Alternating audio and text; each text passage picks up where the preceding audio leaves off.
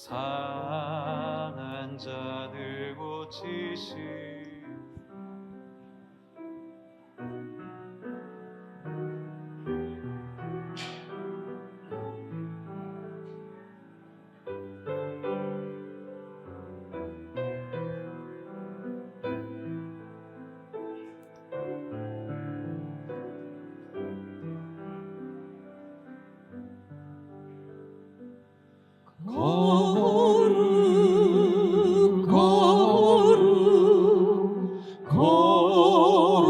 거룩하신 주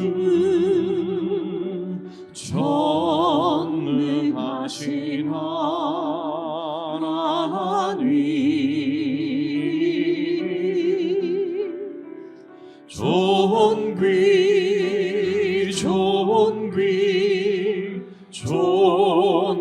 존귀하신 주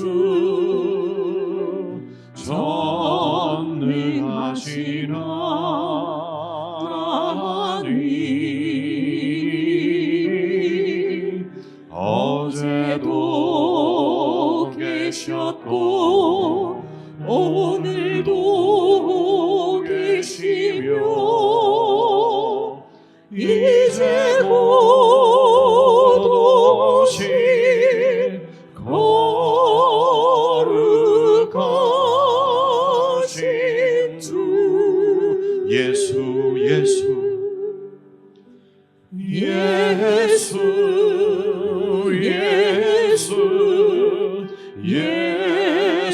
나의 주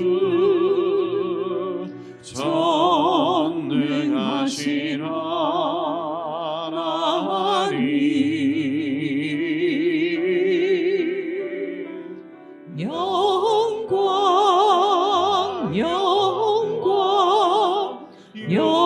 영광의 주님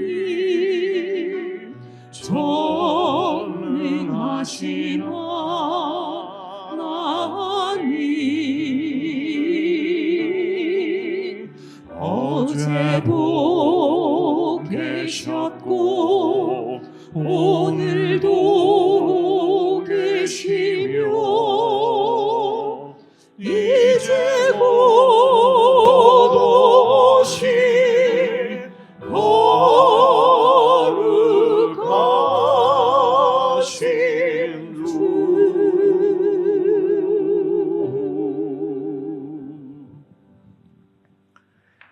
하나님 아버지, 저희들에게 은혜를 내려주셔서 전능하시고 영광스러운 참으로 거룩하신 하나님 아버지를 저희들이 알고 신뢰하고 의지하고 우리 아버지로 섬기며 우리에게 주님으로 주신 예수 그리스도를 믿고 신뢰하며 다시 오실 우리 주님을 기다리며 이 땅에서도 거룩한 하나님의 백성으로 살아갈 수 있도록 구원해 주신 은혜를 감사를 드립니다. 오늘도 저희들이 몸을 이루어 하나님 앞에 예배를 드립니다. 주님께서 기뻐 받아주시고 저희들에게는 하나님 자녀로서 하늘 백성으로서의 정체성이 더욱더 분명해지게 하시고 하나님께 예배드리는 기쁨이 충만할 수 있도록 성령 하나님께서 저희들 가운데 교통해 주시기를 간절히 원하옵고 예수님 이름으로 기원드리옵나이다. 아멘.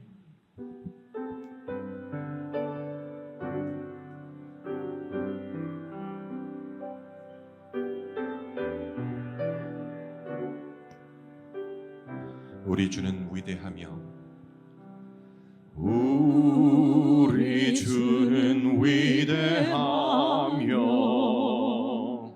능력이 많으시도다. 그의 지혜 무궁하며 인자는 영원하도다. 상한 자들 고치시며 상처를 싸매시도다.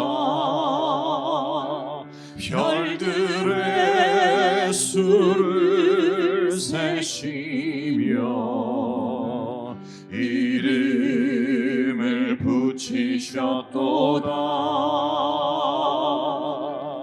그가 구름으로 하늘을 덮으시며 땅을 위하여 비준비하시니 예루살렘아 여호와를 찬송할지어다. 내 하나님을 감사함으로 그 앞에 나가며 주 임재 앞에 경배. 다시 한번 찬양합시다. 우리 주는 위대하며 우리 주는 위대하며 능력이 많으시도다. 그의 지혜 무궁하며 인자는 영원하도다. 상한 자들 고치시며 상처를 싸매시도다. 별들의 수를 세시며 이름을 붙이셨도다. 그가 구름으로 하늘을 덮으시며 땅을 위하여 비준비하시니 예루살렘아 여호와를 찬송할지어다. 내 하나님을 감사함으로 그 앞에 나가며 주 임재 앞에 경배. 그가 구름으로 하늘 덮으시며 그가 구름으로 하늘을 덮으시며 땅을 위하여 비준비하시니 예루살렘아 여호와를 찬송할지어다. 내 하나님을 감사함으로 그 앞에 나가며 주 임재 앞에 경배. 우리 목소리로만 찬양합시다. 예루살렘아 예루살렘아 여호와를 찬송할지어다. 내 하나님을 감사함으로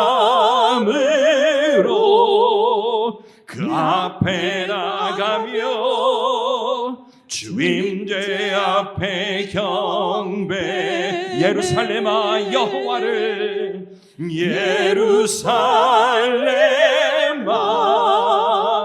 여호와를 찬송할지어다. 내 하나님을 감사함으로 그 앞에 나가며 주 임재 앞에 경배. 주 임재 앞에 경배해. 주 임재 앞에 경배해. 아멘.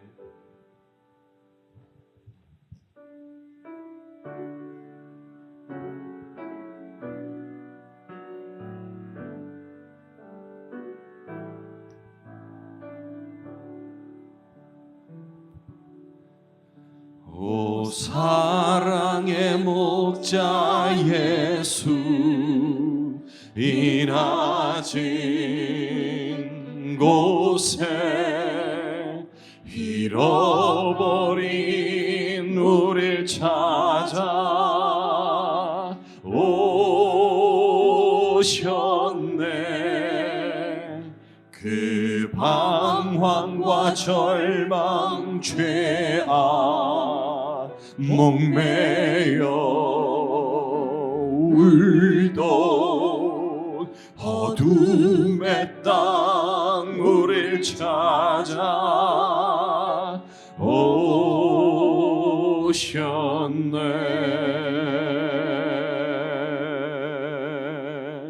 그 오랜 세월 상하신 아버지의 심장 안고 그 백성의 통곡 소리 찾아오셨네.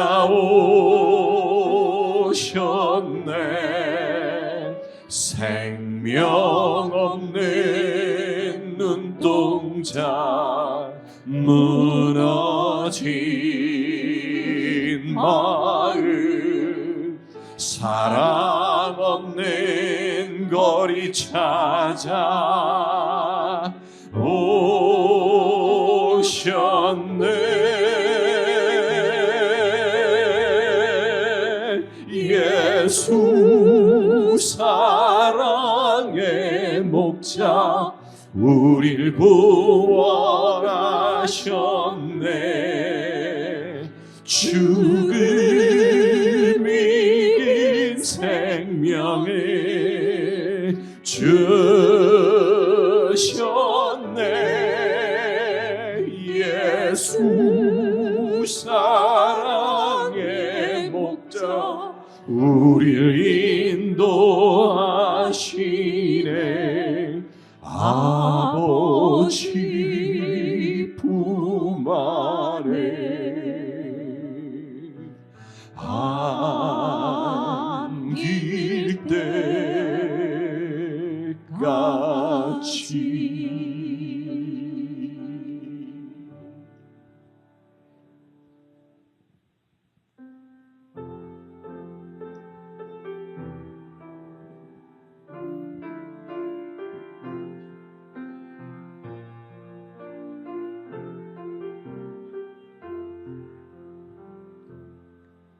내 삶에 들어온 주님의 말씀이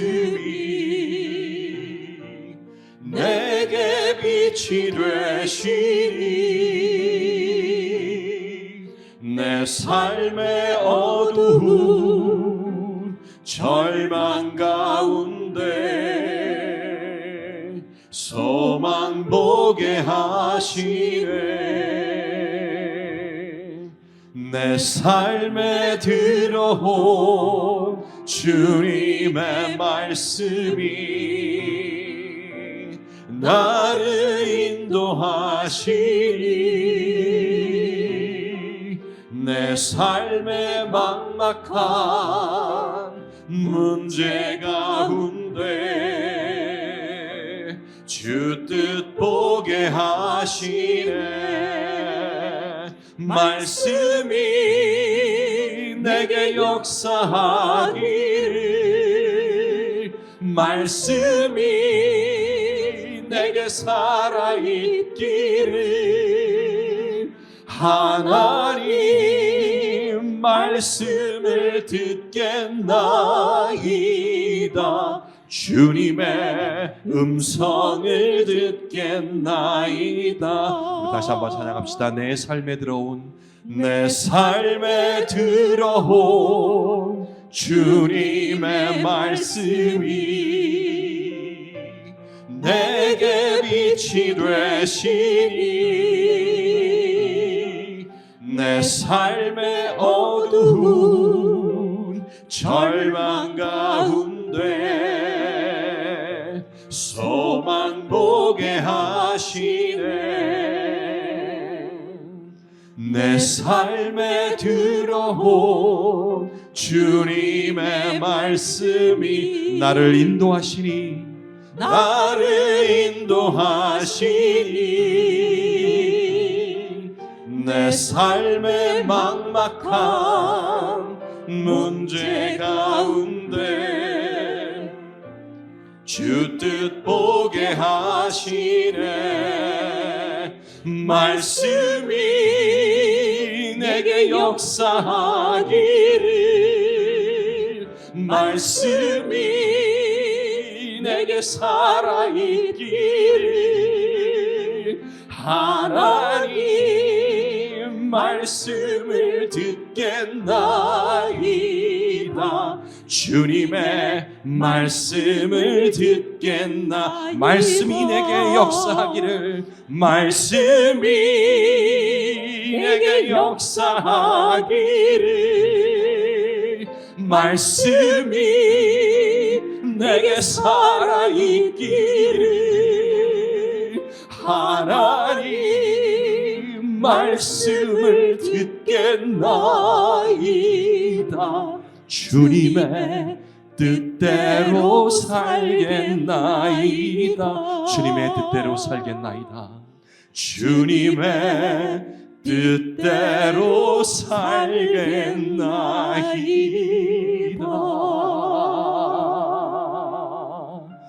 우리 함께 기도드립시다. 지금까지 주의 말씀을 귀로만 들었다면 우리가 눈으로 보기를 원하오니 이 말씀이 내 눈으로 보여지며 내 삶에 들어와 역사하기를 간절히 원합니다. 우리 입술을 열어서 고백드리기를 원합니다. 내 삶에 막막한 그런 문제가 다가왔습니까?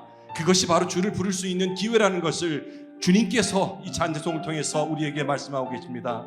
우리의 입술을 열어서 고백드릴 때에 비로소 그 말씀이 내 안에 들어오고 나의 삶이 되며 또한 역사가 이루어짐을 믿습니다. 우리 함께 입술을 열어 고백드립시다.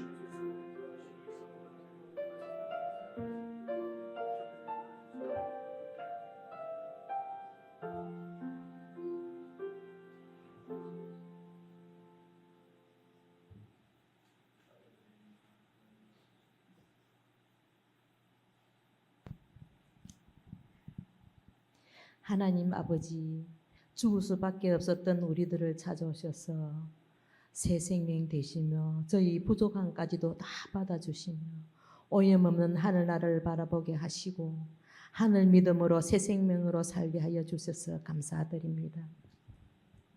2025년도 시작된 지가 엊그제 같은데 이 어려운 난국에서도 위대한 자연은 우리에게 봄의 계절을 선물하건만 시국은 풀리지 않는 고장난 자물통 같은 자물통 보이는 것 같습니다. 요 며칠 새 봄비가 내리면서 겨울에 움츠렸던 앙상한 나무 가지에는 물이 오르고 땅에는 봄을 알리는 새싹들이 움트며 기저귀를 펴며 파릇파릇 새싹이 돋아납니다. 농부에게는 1년 농사가 지금부터 시작이라고 했습니다. 우리 교회에서도 사랑방 방학이 끝나고 3월부터 새로 사랑방이 시작됩니다. 각 사랑방이 새 봄의 기운을 받아서 삶의 예배가 되는 경건함 속에서 시작될 수 있도록 주님 도와주시옵소서. 초등학생들도 2개월 동안 긴 겨울 방학을 끝내고 새학기 개학을 하였습니다. 우리 자녀에게도 새 학기에 잘 적응할 수 있도록 주님 도와주옵소서. 자녀들에게 매여있던 부모님들께서도 이제는 자녀들에게 해방되셔서 집에서 유튜브로 듣던 하나님 말씀을 교회 예배당에 나오셔서 직접 생방송으로 귀한 말씀 듣는 은혜 누렸으면 좋겠습니다. 항상 교회의 지도자로서 귀한 말씀을 준비해서 전하는 목사님, 전도사님, 장로님 어깨에 힘 실어 드릴 수 있도록 예배당을 꽉 채우는 은혜의 축복도 함께 주옵소서. 지금 우리 교회는 연령층이 많이 높습니다. 8, 90이 넘어서도 내 발 힘으로 예배드리러 예배당에 올 수 있는 건강을 허락하여 주옵소서.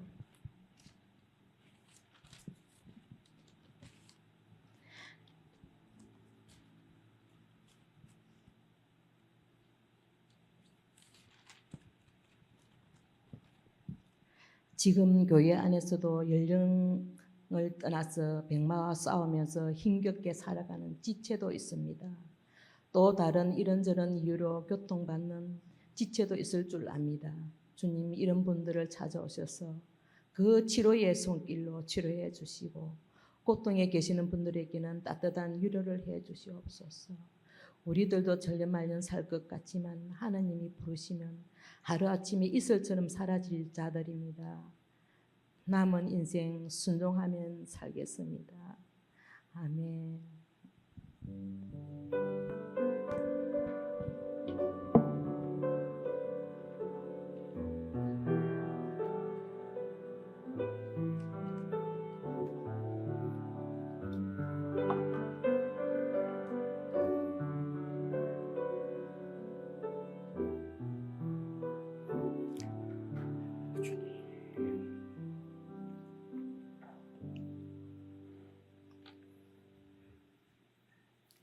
우리 하나님의 말씀은 골로새서 3장 23절 24절 두 절만 우리 함께 읽겠습니다. 신약 성경 327페이지 골로새서 3장 23절 24절 두 말씀입니다. 예, 우리 찾으신 줄 알고 함께 읽겠습니다. 시작. 무슨 일을 하든지 마음을 다하여 주께 하듯 하고 사람에게 하듯 하지 말라. 이는 기업의 상을 주께 받을 줄 아나니 너희는 주 그리스도를 섬기느니라. 아멘. 예, 우리 지체들과 인사 한번 나누시죠. 평안하셨습니까? 반갑습니다. 사랑합니다. 사랑합니다. 반갑습니다. 예, 2달 만에 골로새서 말씀을 다시 대하게 됐는데 이제 조금 정리를 좀 해야 될 것 같습니다. 여러분, 골로새서는 사도 바울이 골로새 교회에 보내는 편지 글이거든요. 바울이 골로새 교회에 보낸 편지입니다. 그래서 이 골로새 교회는 바울이 직접 이렇게 세운 교회가 아니라고 말씀을 드렸습니다. 기억이 나지요? 그러면 이 골로새 교회는 누구에 의해서 세워졌습니까? 에바보라, 이런 이름이 기억이 나면 기적이죠. 근데 이제 지금 이제 새롭게 에바보라라고 하는 분에 의해서 교회가 세워졌습니다. 그래서 이제 이 초대 교회인데요. 이런 이제 교회들이 이 초대 교회들이 어떻게 해서 교회가 이렇게 세워지게 됐냐면요, 여러분, 그것이 1장으로 가서 다시 한번 보겠습니다. 1장 6절을 한번 봐보십시오. 1장 6절을 같이 한번 읽어보겠습니다. 1장 6절 시작. 이 복음이 이미 너희에게 이름에 너희가 듣고 참으로 하나님의 은혜를 깨달은 날부터 너희 중에서와 같이 또한 온 천하에서도 열매를 맺어 자라는도다. 그러니까 이 교회는 이 복음이 우리에게 이르러서 우리가 듣고 참으로 하나님의 은혜를 깨달은 날부터 그런 성도들이 모인 공동체가 바로 교회입니다. 그래서 교회는 예수 그리스도의 복음을 이제 듣고 믿어서 이렇게 하나님의 구원받은 백성이 된 사람들로 이렇게 세워지는 공동체지요. 그래서 이제 이 골로새 교회가 듣고 깨달은 날부터 너희 중에서와 같이 또한 온 천하에서도 열매를 맺어 자라는도다. 그래서 이 열매가 이 복음을 듣고 깨달으면서 이제 맺히는 열매가 어떤 열매겠습니까? 이 열매가 우리가 보통 열매 그러면 무조건 교회는 전도거든요. 그런데 이제 사실은 그렇지 않고요. 이 열매는 바로 4절 5절을 한번 보시겠습니다. 4절을 보시면요, 이는 그리스도 예수 안에 너희의 믿음과, 그러니까 그리스도 예수 안에 있는 너희의 믿음과 모든 성도에 대한 사랑, 이게 이제 교회 공동체지요. 그래서 예수 안에 있는 믿음입니다. 그리고 모든 성도를 향한 사랑입니다. 성도에 대한 사랑. 그리고 5절에 보면은요, 너희를 위하여 하늘에 쌓아둔 소망입니다. 그래서 믿음, 사랑, 소망, 이 열매로 맺혀서 이 믿음, 소망, 사랑이 점점 자라게 된다는 것입니다. 언제부터요? 복음의 말씀을 듣고 참으로 깨달은 하나님의 은혜를 깨달은 날부터, 그러니까 듣고 참으로 은혜를 깨달은 날부터 이렇게 이제 교회는 자라게 되는데요. 뭐가 자란다는 것이냐면은 예수님 안에 있는 믿음, 예수님을 믿는 믿음이지요. 그리고 성도들을 향한 대한 사랑, 그리고 하늘에 쌓아둔 소망이 점점 자라서 분명해지고 확실해진다는 것입니다. 그래서 이 교회가 여러분 7절을 보시면은요, 그래서 열매를 맺어 자라나는데요, 7절 보시면 1장 7절, 이와 같이 우리와 함께 종된 사랑하는 에바브라에게 너희가 배웠나니. 뭘 배웠겠습니까? 에바브로에게 배운 것이 골로새 교회가 처음에 무엇을 배웠냐면요, 예수 그리스도의 복음을 배운 거예요. 그렇죠? 그래서 우리가 보십시오, 복음을 배웠다 이러면은요, 복음을 어떻게 배우냐? 그렇죠? 우리 기억에도 복음은 배운 것은 내 것이 아니다. 그래서 이 복음은 계시기 때문에 뭔가 꿈으로, 환상으로, 뭐가 이렇게 계시로 이렇게 주어지고, 혹은 어떤 마음에 어떤 말씀이 확 이렇게 와닿는 그런 어떤 느낌, 그런 어떤 감정, 그때 깨달았다, 복음을 깨달았다.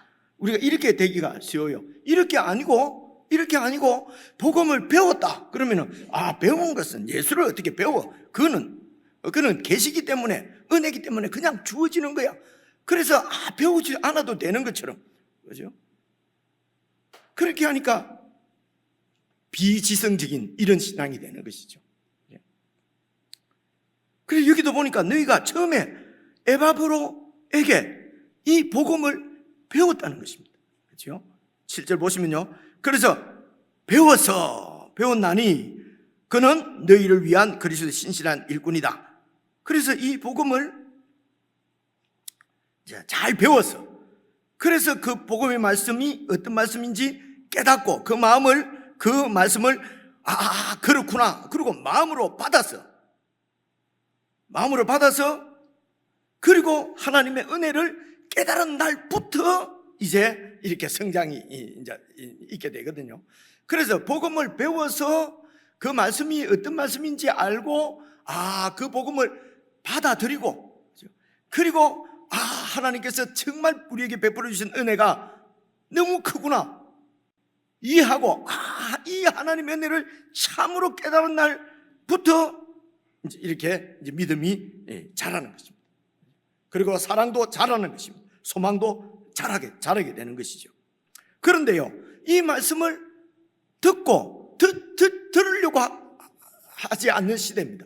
안 들으려고 하는데 우리는 그 복음을 이제 듣고, 안 배우려고 하는데, 세상 거는 그렇게 배워도, 그죠? 그 복음은 배우지 않으려고 하는데 우리는 배우고 싶은 마음이 생기고, 그래서 그 복음의 말씀을 이해하고, 그리고 사람들이 이해해도 마음에 받아들이지는 않는데 우리는 또 어떻게 받아들이고, 그걸 받아들여서 하나님의 은혜가 어떤 은혜인지 깨달아지고, 이렇게 우리가 그런 이제 반대편으로 생각하는 것입니다. 잘 아는 성경을 잘 아는 사람, 성경의 내용도 잘 알면서도 성경을 이해했으면서도 믿을 수는 없다. 그리고 안 믿고, 그런 세상에서 저와 여러분은 어떻게 이 말씀을 듣게 되고 배우게 되고, 그렇게 해서 이해하게 되고, 그 말씀을 받아들이고, 그리고 그 말씀을 믿게 되고, 그래서 하나님의 은혜가 그렇게 우리의 믿음이 자라고 또 사랑이 자라면서 하나님의 은혜도 더 크게 와닿고, 이것은 우리의 노력이나 우리의 배우거나 이거로 되는 것은 아니죠. 일단은 복음을 알아야 하나님의 은혜를 깨닫게 되고 그 다음에 이제 이런 믿음을 갖게 되는데, 이런 모든 일들은 우리의 육신의 힘으로나 우리의 지식이나 이런 걸로 되는 것이 아니지요.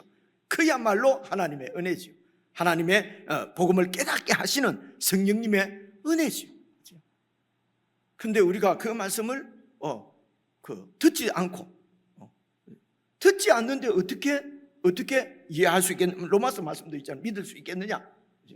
그래서 듣고 배워서 이제 믿게 되고, 그렇게 믿을 수 있도록 이제 역사하시는 분이 그분이 우리 주님이시죠. 성령님이시죠. 그야말로 은혜죠. 그래서 이런 은혜 가운데서 우리가 예수님을 믿게 되고, 그래서 믿어서 또 하나님 은혜를 더 깊이 깨닫게 되고, 이렇게 해서 우리의 신앙이 자라는데 예수님에 대한 믿음이, 예수님 안에 있는 믿음, 예수님에 대한 믿음이 점점 확고해지고, 성도에 대한 사랑이 더 넘치게 되고, 하늘에 쌓아둔 소망이 더 분명해지고, 이렇게 되는 것이 이게 이제 신앙이 성숙하고 성장한다라고 말씀하는 것입니다. 이렇게 복음을 듣고 하나님의 은혜를 깨달은 사람의 공동체를 예수님의 교회다, 이렇게 말을 합니다. 그래서 이 교회를 위해서 바울이 이제 기도하죠. 이 교회를 위해서 복음을 듣고 하나님의 은혜를 참으로 깨달은 그 성도들이 모인 공동체를 위해서 기도하는 내용이 여러분 9절입니다. 마가복음 9절. 이로써 우리도 듣던 날부터, 너희 교회가 이렇게 잘 믿음이 자라고 있다는 말을 듣던 날부터 너희를 위하여서 기도하기를 그치지 아니하고 구하는데, 그 기도 제목이 무엇입니까? 너희로 하여금 모든 지혜와 총명에, 그러니까 지혜와 총명이 있어서 그 지혜와 총명으로 뭘 어떻게 한다는 것입니까? 하나님의 뜻을 아는 것으로 채우게 하시고, 그래서 하나님의 의도, 하나님의 뜻을 아는 것으로 쭉 많게, 그걸 알 수 있도록 지혜를 달라는 것입니다. 그 하나님의 뜻을 사람 뜻들도 잘 몰라서 오해가 생기고 막 불순종도 하는데, 하나님의 뜻을 우리가 어떻게 알 수가 있겠습니까? 이거야말로 성령님의 은혜가 아니면 하나님의 뜻을 알 수가 없지요. 그래서 성령의 은혜로 겸손해지고 정말 알기를 원하고, 이렇게 해서 하나님과의 관계가 정말 친밀해지고, 그렇게 해서 하나님의 뜻을 아는 것으로 알 수 있도록 지혜와 총명이 이렇게 너희들에게 있기를 원하고, 10절 보시면요, 그렇게 해서 하나님의 뜻을 깨달은 대로 주께 합당하게 행하여, 깨달은 대로 하나님의 뜻대로 행하여, 그렇게 해야 범사에 하나님을 기쁘시게 하고, 그래서 모든 선한 일에 그래서 열매를 맺게 되는 것이란 말입니다. 어떤 열매요? 그리스도에 대한 믿음, 그리고 성도들을 향한 사랑, 하늘에 쌓아둔 소망의 열매를 맺게 하시고, 그리고 하나님을 아는 것에 자라게 하시고, 하나님의 뜻 아는 것은 하나님의 뜻을 아는 것이죠. 하나님이 어떤 분이시냐? 그래서 오늘도 그죠? 우리 주는 위대하며, 이게 시편 146편인가 7편인가 있는 말씀이거든요. 그래서 그 말씀을, 근데 제가 무슨 이 찬송을 이렇게 듣는데 시편 140 아마 6편 7편 그 말씀이 나오는 거예요. 그래서 오늘도 저 기억으로는 제가 공동체에서는 이거 처음 부르는 것 같기도 하고, 근데 이 선율이 다 비슷하니까 두 번 부른 것 같기도 하고, 처음 부른 거죠.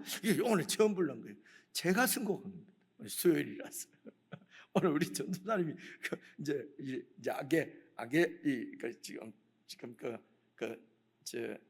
우리 망근남 근사님 이제 발인 예배 다 하시고, 지금 장지 이렇게 갔다가 지금 다 돌아오신 거거든요.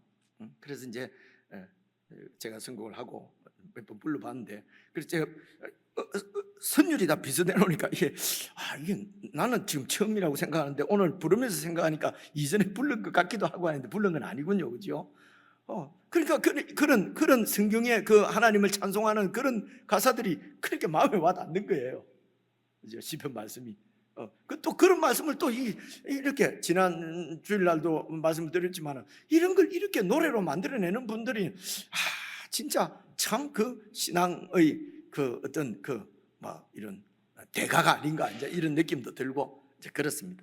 어쨌든 그래서 바울의 기도를 잘 보시면요, 하나님의 뜻을 잘 알 수 있도록 지혜를 주시고, 뜻을 아는 대로 그 뜻에 합당하게 살게 해주시고, 그렇게 살아야 하나님이 기뻐하시고, 그리고 선한 일의 열매를 많이 맺어서, 그래서 정말 아름다운 이제 교회로 세워질 수 있도록.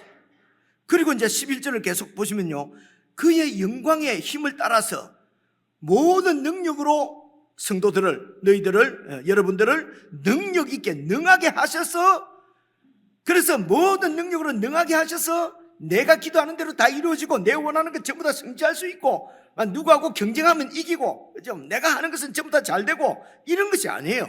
모든 능력으로 능하게 하셔서 어떻게 하라고요? 11절, 기쁨으로 모든 견딘과 오래 참음에 이르게 하시고. 여러분, 이런 거 보면 참 너무 놀랍지 않습니까? 우리하고는 너무 다른 것 같지 않아요? 주여 능력을 주옵소서, 그렇게 해서 내가 성공하게 하시고 승리하게 하시고. 보통 우리는 이렇게 기도를 하잖아요.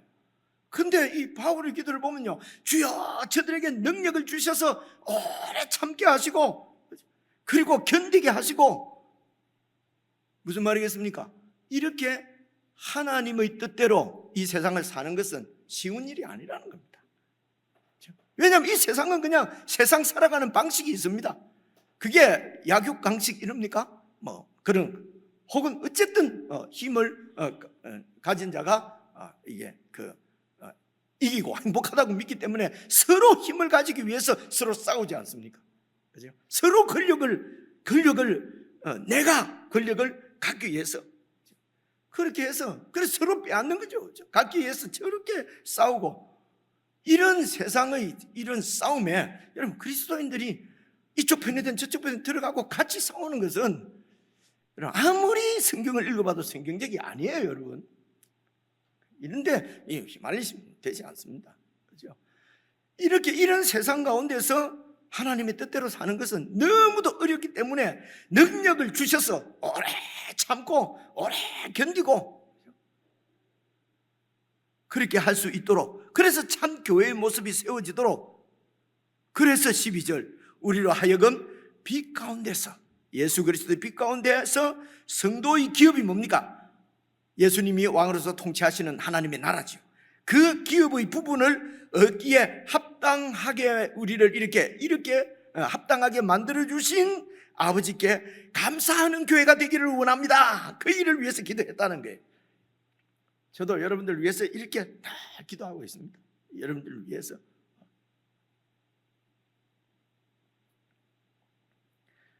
그래서 이 복음의 핵심은, 중심은 예수 그리스도십니다.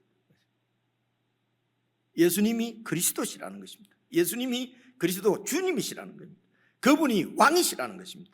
우리의 주이실 뿐만 아니라 온 세상에 주이시고 하늘에서나 땅에서나 땅 아래 모든 영계까지도 그분이 다 주님이십니다. 이 주님이신 것을 요즘 우리가 누가복음에서도 계속 여러분 묵상하고 있는 말씀이 바로 예수님은 그런 자연도 다스리시고, 그리고 귀신도 다스리시고, 병도 다스리시고, 사망도 다스리시는 분이 바로 우리의 주님이신 예수 그리스도, 그분이시라는 것입니다.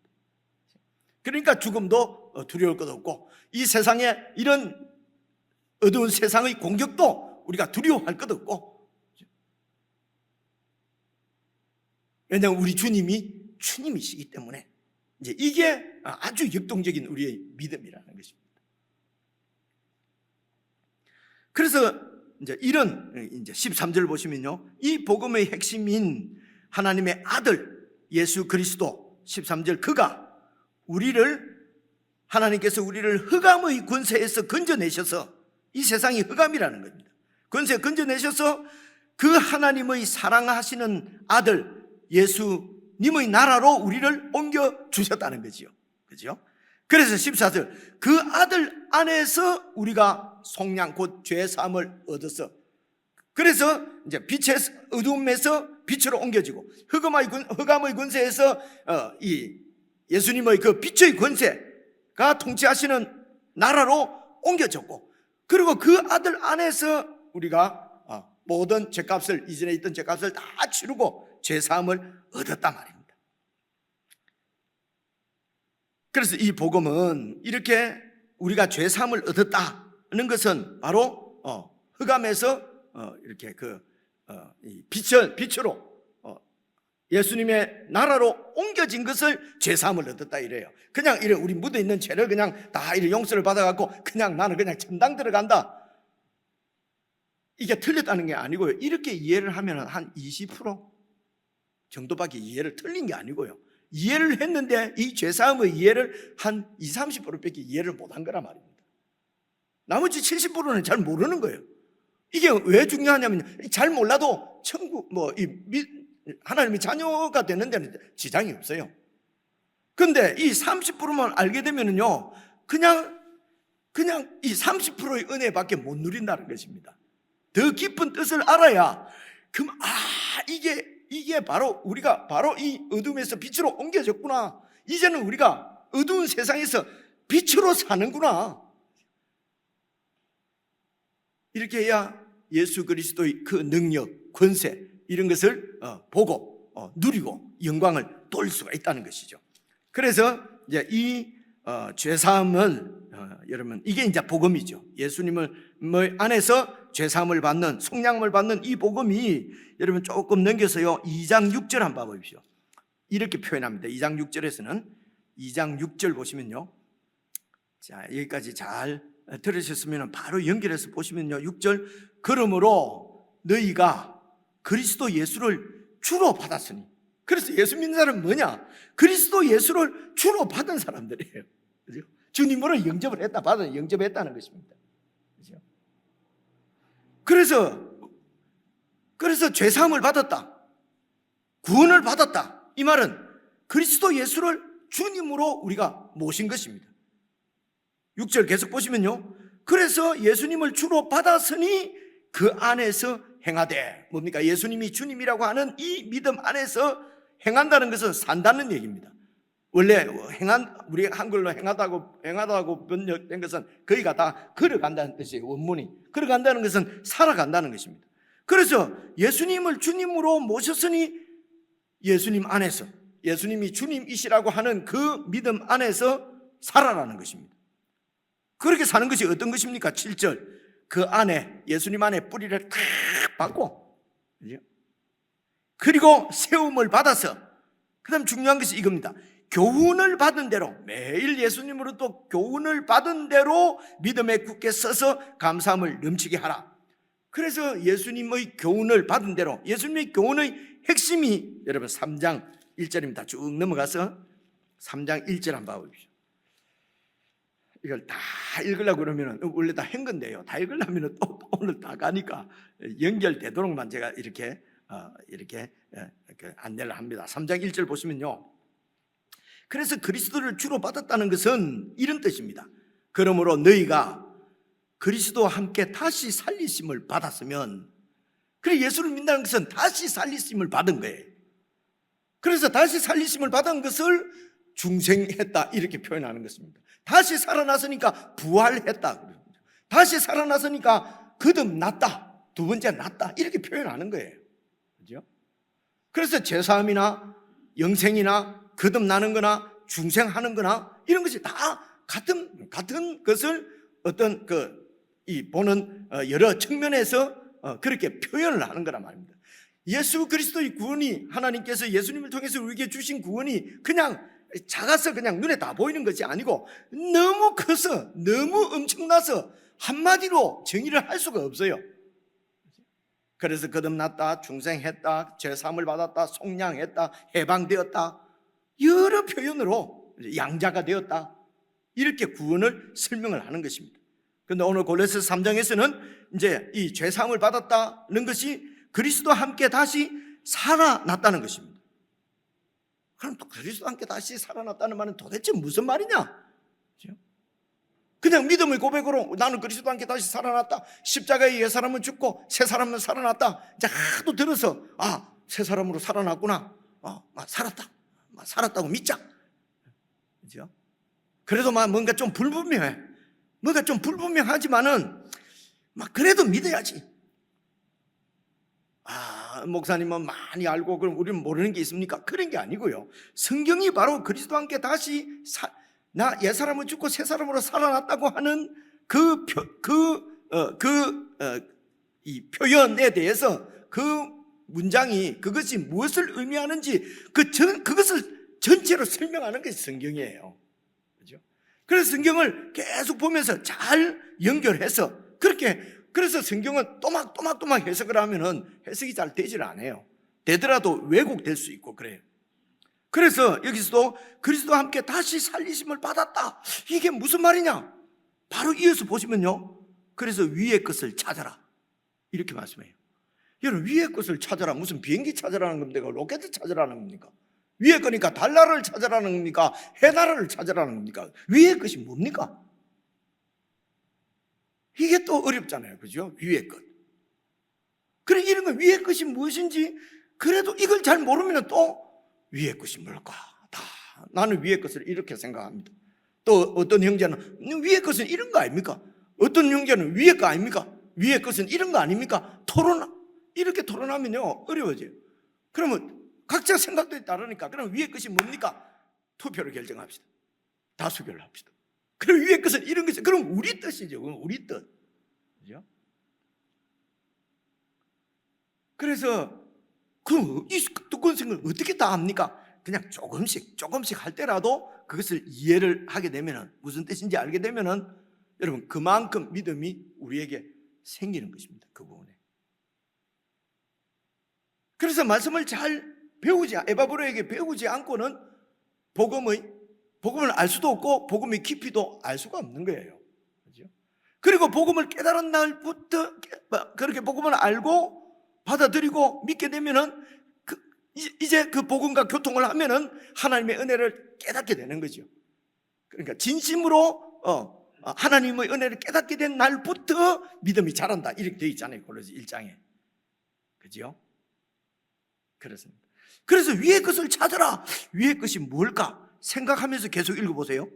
거기는, 그 위에는 그리스도께서 하나님 우편에 딱 앉아 계시는 곳이다 이거지. 그러니까 위의 것을 찾아라는데 위에는 그럼 위에가 도대체 어디냐? 거기에는 그리스도께서 하나님 우편에 딱 앉아 계시는 그곳이라는 거예요. 지금 예수님과 하나님이 계시는 그곳입니다. 아니 예수님과 하나님이 그곳에 계시면은 그 하늘나라 어디에 계시면은 여기 그런데 우리하고는 또 왜 함께 하십니까? 에이 예수님만 전능하시니까 그것도 계시고 여도 계시고 막 다 되는 거야. 믿어야 돼. 이래버리면 더 이상 말도 못 하잖아요. 그죠? 그러면 굳이 위에를 얘기할 필요가 없잖아요. 그죠? 여러분 우리말로 이건 표현하면은요 차원의 문제입니다. 차원. 우리는 이 세상에 지금 하나님께서 창조하신 이 세상에 지금 살고 있어요. 그렇죠? 그런데 이 세상을 창조하시기 전에 하나님과 예수님이 우리 하나님 성삼위 하나님이 계시던 곳이라고 할 수밖에 없어요. 곧 이러면은 이 시공간의 지배를 받는 이 땅을 우리는 자꾸 이 세상을 생각하니까요. 그럼에도 불구하고 하나님과 예수님이 계시는 그곳은 사실은 이 땅하고는 완전히 차원이 다르지요. 여기는 시간, 공간의 지배를 받지만은 그곳은 영원한 세계입니다. 시공간이 없어요. 그죠? 이 세상을 짓기도 전에 창조하시기도 전에 하나님께서 계시던 그곳입니다. 어떻게 계셨을까? 우리는 왜 모르냐? 우리는 이 하나님께서 태초에 천지를 지으실 때에 지어진 이 우주의 공간 그리고 그 지었을 그때부터 생긴 시간 안에 있단 말입니다. 안에. 그죠? 근데 이런 세상을 짓기 전에 계시던 하나님이 계시던 것은 사실은 어떤 것인지 우리가 알 수가 없어요. 그죠? 없지만은 그러나 우리가 살고 있는 이 세상하고는 완전히 그냥 한국 다르고 미국 다른 정도가 아니고 완전히 다른 차원이지요. 그죠? 그러니까 그 차원은 아마 그곳에 계시면서도 그냥 우리 속에 있을 수 있고 내 속에 계시면서 원래 이 세상에 속한 것은 내 속에 있으면은 아무것도 없네. 내 속에 있으면은 이거는 내 거지요. 이게 여러분 안에 있으면 여러분이 내 걸 이걸 만약에 가지고 갔다면 뭐라고 그래요? 도둑놈이지요. 도둑놈, 도둑이란 말입니다. 그죠? 근데 예수님은 내 속에도 있고 여러분 속에도 있고, 말이 안 되잖아요. 그리고 우리가 예수님 안에 있고, 그럼 예수님 크고 우리가 예수님 이리 돼 있어야 되는데, 또 바로 이어서 예수님이 내 안에 있고,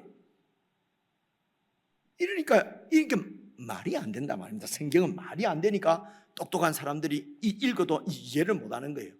그렇죠? 그래서 성경은 말이 안 되는 소리를 모아놓은 거예요, 사실은. 또 빨리 수석을 해야 되는 거죠. 말이 안 되는 거예요.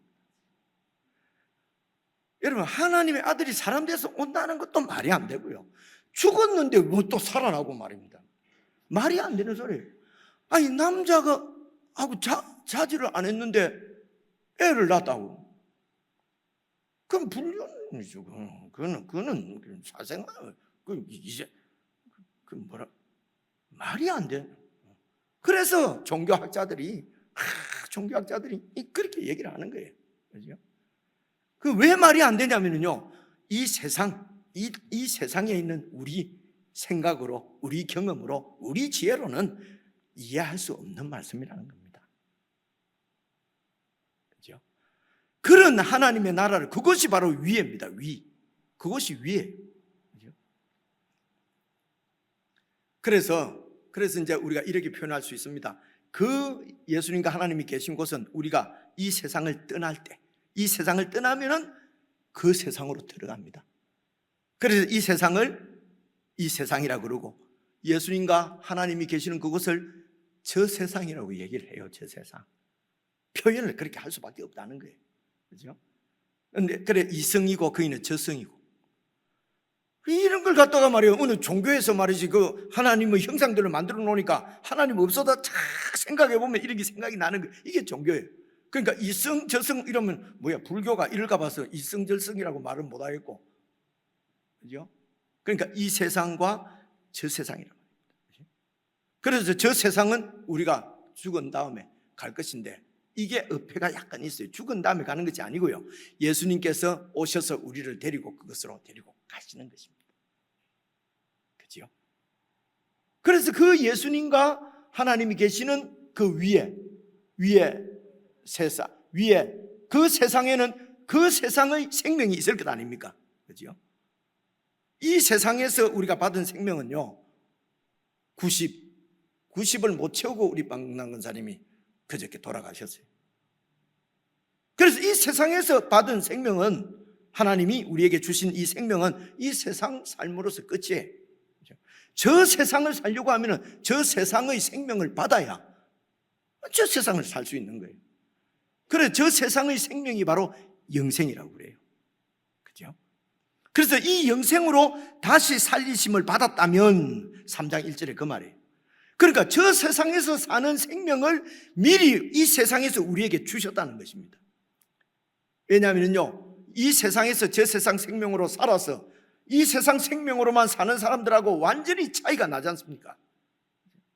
그래서 이 세상 생명으로 사는 사람들은 이 세상에서 야이로의 딸이 12살에 죽었으면 죽었다고, 이제 끝났다고 생각합니다. 그제 말씀입니까? 어제 말씀입니까? 당신의 딸이 죽었으니 이제 더 이상 그 선생님을 괴롭워하지 마십시오. 죽었는데 끝입니다. 그죠? 근데 예수님께서 죽은 게 아니고 잔다. 그러니까 사람들이 뭐라 합니까? 비웃더라. 왜 그렇습니까? 죽었는데 무슨 잔다고 그래. 그죠? 비웃더라. 그래 예수님께서 살려주십니다. 살려주신 야이로의 딸은 또 죽었어요. 몇 살까지 살다가 죽은지는 모르겠어요. 죽었어요. 그런데 죽은 자를 이렇게 살려주시는 것은 예수님께서 영원한 생명을 주시는 창조주 하나님이시라고 하는 것을 보여주시는 거예요. 죽은 사람을 그냥 살리는 것이 목적이 아니고. 그래서 3장 1절을 다시 보시겠습니다. 너희가 그리스도와 함께 다시 살리심을 받았으면, 위의 생명을, 저 세상의 생명을 미리 받았으면은 위의 것을 찾으라. 그래서 세상과 완전히 다른 것을 보여내고 우리를 통해서 세상을 빛으로 인도하시기 위해서입니다. 그래서 한 사람이라도 더 구원하시기 위해서 하나님이 우리를 이 세상에 두시는 것입니다. 저 세상의 생명을 받은 사람인 우리를 이 세상에 두시는 거예요. 그래 보십시오.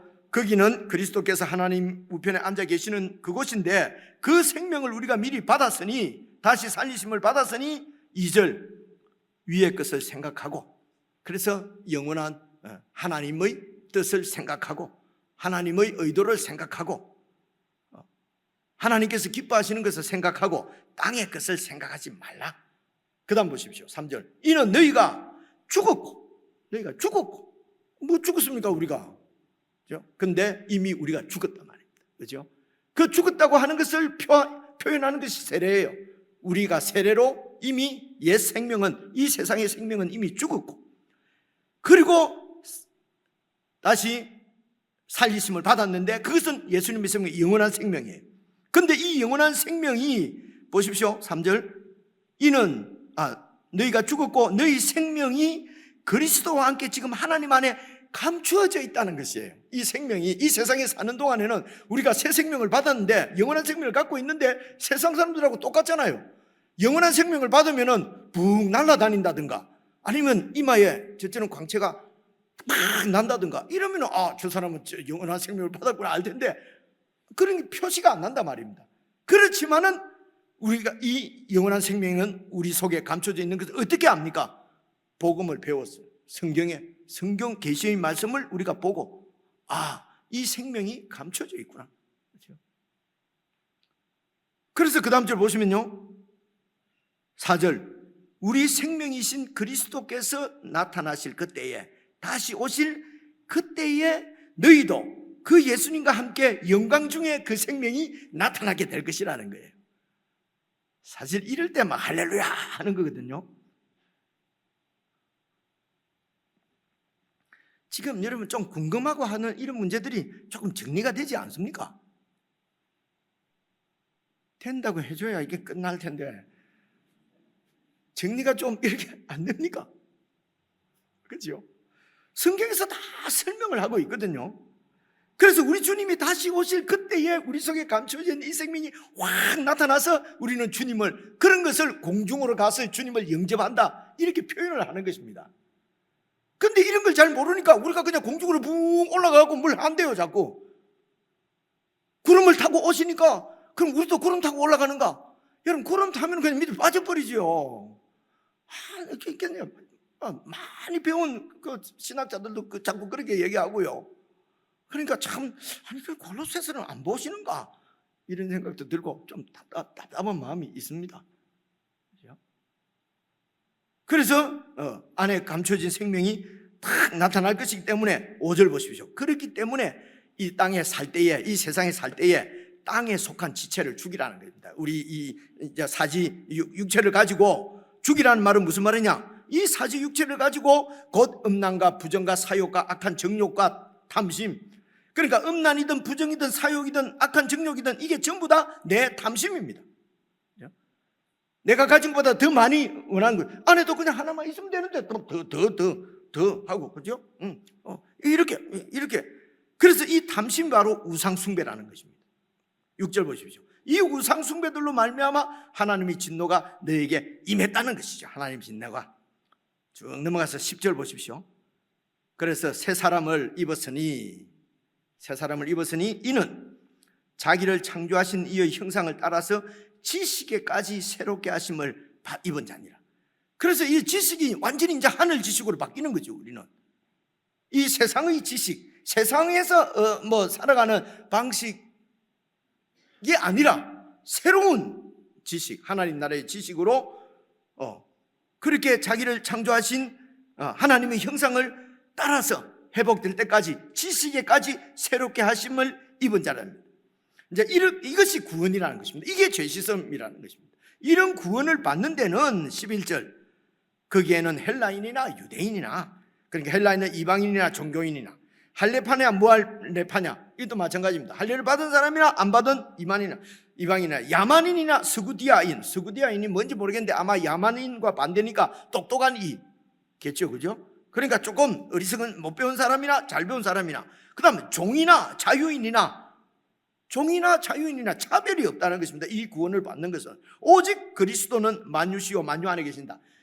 예수님은 온 만유의 하늘의 통치자시기 때문에, 그렇기 때문에 이 땅에서의 무슨 신분 격차라든가 무슨 이런 땅의 것의 차이는 이 하늘나라를, 하나님 나라를 살아가는 데는 그거는 아무런 조건도 될 수가 없고 필요한 것도 아니고 그렇다는 것입니다. 어떤 환경과 어떤 상황에서도 어떤 신분에서도 중요한 것은 이 예수님을 나의 주로 받았어. 예수님의 하나님의 뜻대로, 잘 배워서 하나님의 뜻대로 그렇게 바울이 기도한 대로 살면서, 그래서 그분의 뜻이 바로 우리를 통해서 이 땅에 이루어지도록 그렇게 그것이 부자든지 가난하든지 뭐 이방인이든지 할례인인지 그 유대교인들은 자기들만 구원을 받는다고 생각한 거죠. 그게 아니라는 것입니다. 그래서 이제 조금 건너뛰어야 되겠습니다. 12에서 나서 17절, 3장 17절 보십시오. 그래서 이렇게 새로운 새 생명을 받은 자, 그리스도와 함께 다시 살아난 사람은 17절, 무엇을 하든지 말에나 입에나 다 주 예수의 이름으로 하고, 우리의 주인이신 예수님의 이름으로 어떤 일든지 하고, 그 예수님을 힘입어서 하나님 아버지께 다 감사하고, 이게 이제 새 생명 입은 자, 저 세상의 생명을 받은 자들이 이 세상에 살 때는 이렇게 살아라. 세상 논리대로 지금까지 살던 대로 사는 것이 아니라 무엇을 하든지 말에나 일에나 다 예수의 이름으로 하고, 예수의 이름으로 내가 합니다. 예수 이름으로 합니다. 이렇게 예수 이름으로만 붙이면 되는 건가? 그죠? 그래서 무엇을 하든지 예수 이름으로 하라는 말씀은 23절 한번 보십시오. 무슨 일을 하든지 마음을 다해서 주님께 하듯 그렇게 하라는 거죠. 주님이 살아계시고 그 주님 앞에 하듯이 하는 거죠. 무슨 일이든지 사람에게 하듯 하지 말라. 이 말은 우리 이 세상에 하는 모든 일은 다 사람 상대로 하는 일이에요. 그죠? 근데 사람 상대로 하는 일인데 우리는 하늘에 속했으니까 이런 일 안 해도 되지 가 아니고, 그 사람 상대로 하는 그 일을 무슨 일을 하든지 마음을 다해서 주님께 하듯 하고 사람에게 하듯 하지 말라. 왜냐? 24절 보십시오. 이는 그 기업의 상을 주님께서 주신다. 주님께서 받는, 우리의 모든 이런 사람을 섬기는, 사람을 상대해서 하는 모든 일들이 다 주님으로부터 칭찬을 받고 상을 받을 일이기 때문에, 그래서 왜냐? 이는 너희는 주 그리스도를 섬긴다, 예배하는 자라는 것입니다.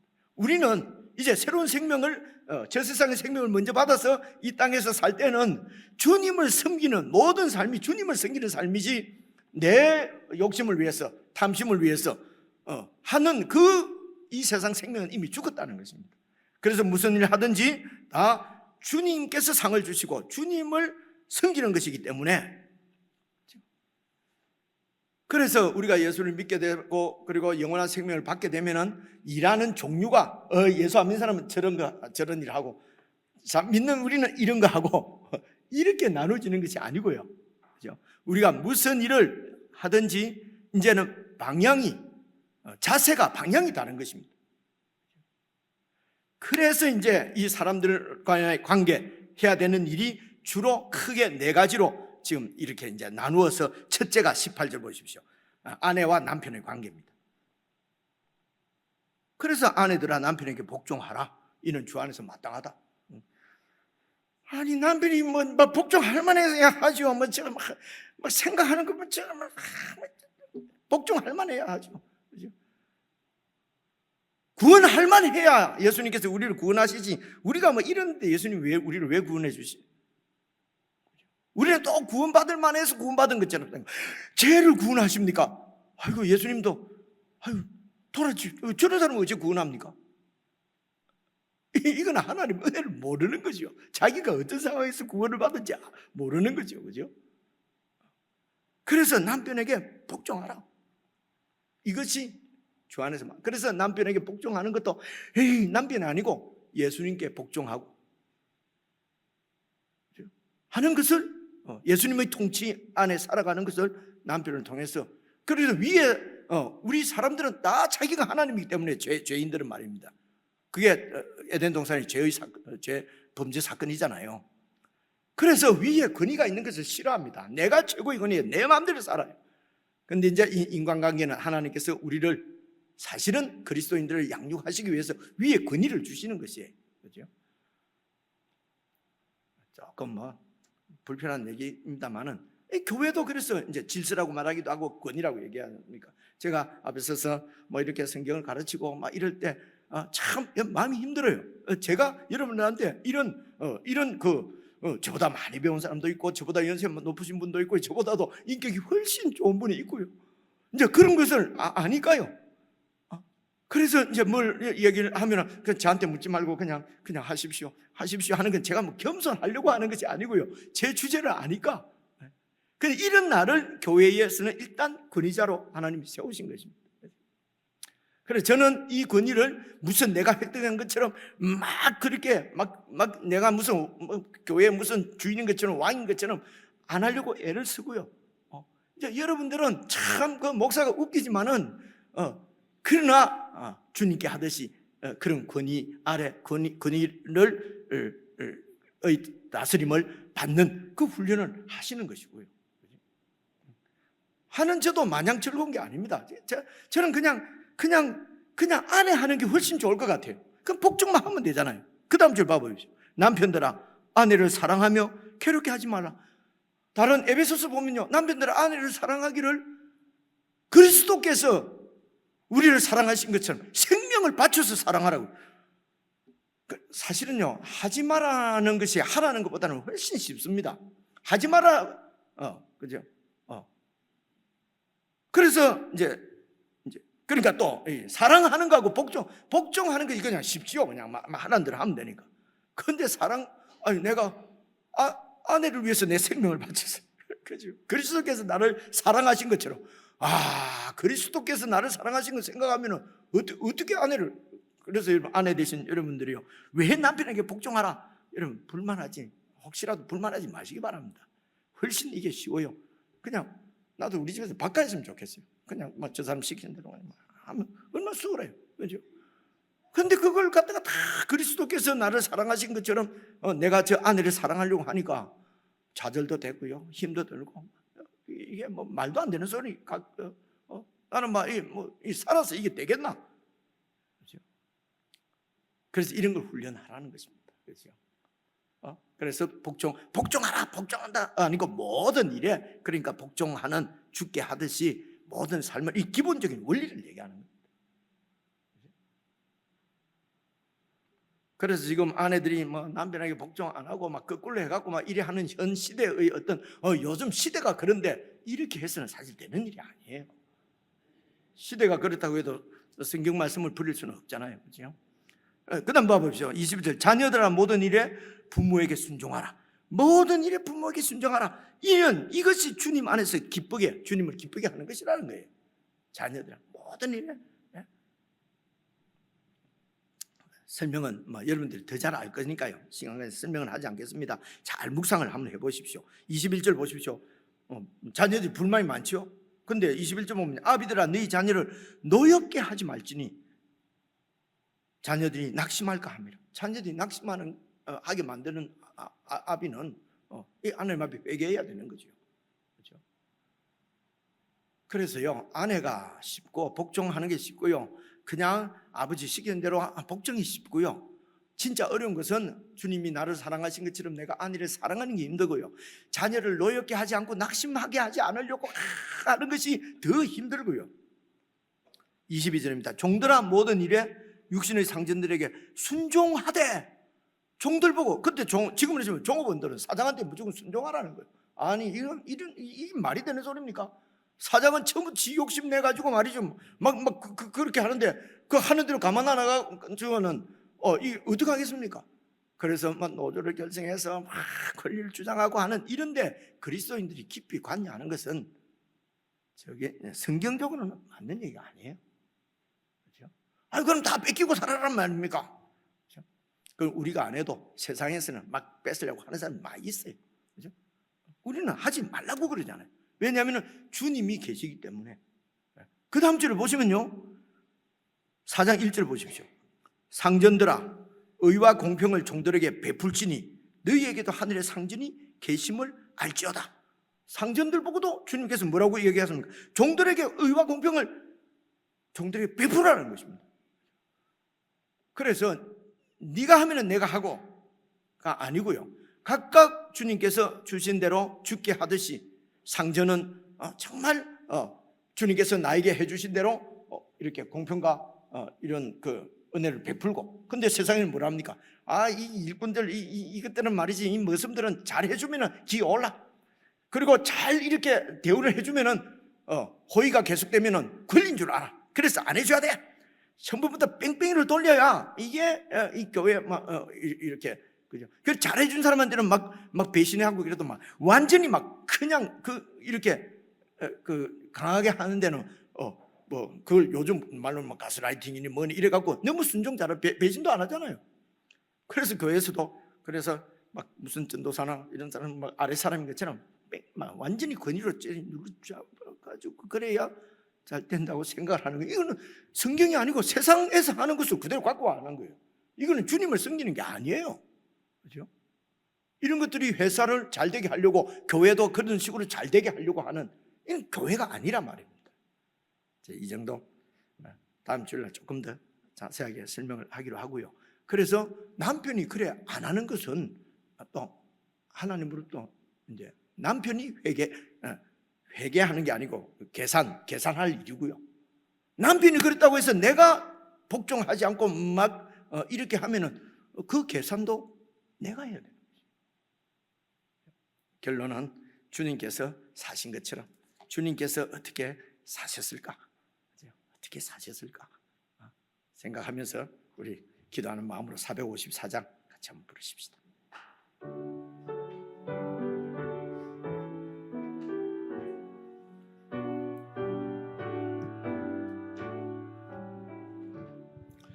주와 같이 되기를 내가 항상 원하니 온유하고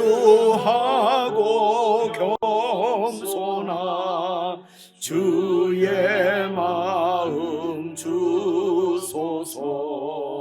세상에서 우리가 나그네로 있을 때 주의 형상 닮아서 살아가게 하소서. 비록 작은 죄라도 돌보시는 너의 주 나와 함께 계시어 나를 지켜주소서. 마음이 깨끗하기를 내가 항상 원하니 악한 마음을 버리고 살아가게 하소서. 주와 같이 되기를 내가 항상 원하니 주님 뜻을 따라서 살아가게 하소서. 주 은혜로 거듭나 말씀 위에 굳게서 영원 무궁하도록 주와 함께 살리라.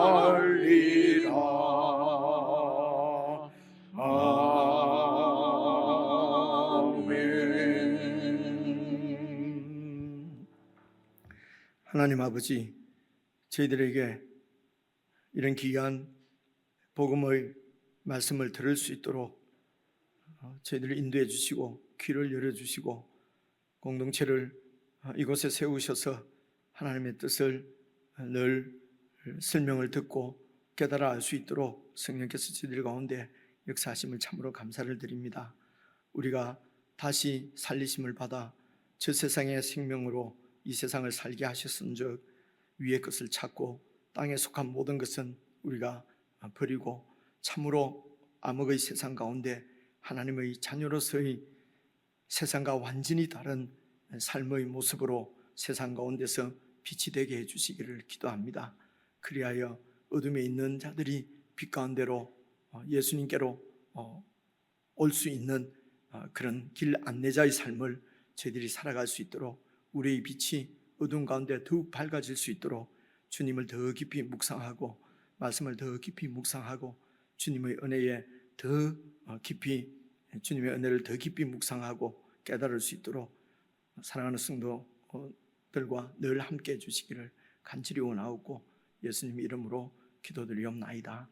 아멘. 우리 함께 주님 가르친 기도 드리겠습니다. 하늘에 계신 우리 아버지, 이름이 거룩히 여김을 받으시오며 나라의 임하옵시며 뜻이 하늘에서 이룬 것 같이 땅에서도 이루어지이다. 오늘날 우리에게 일용할 양식을 주옵시고 우리가 우리에게 죄 지은 자를 사하여 준 것 같이 우리의 죄를 사하여 주옵시고 우리를 시험에 들게 하지 마옵시고 다만 악에서 구하옵소서. 대개 나라와 권세와 영광이 아버지께 영원히 있사옵나이다. 아멘.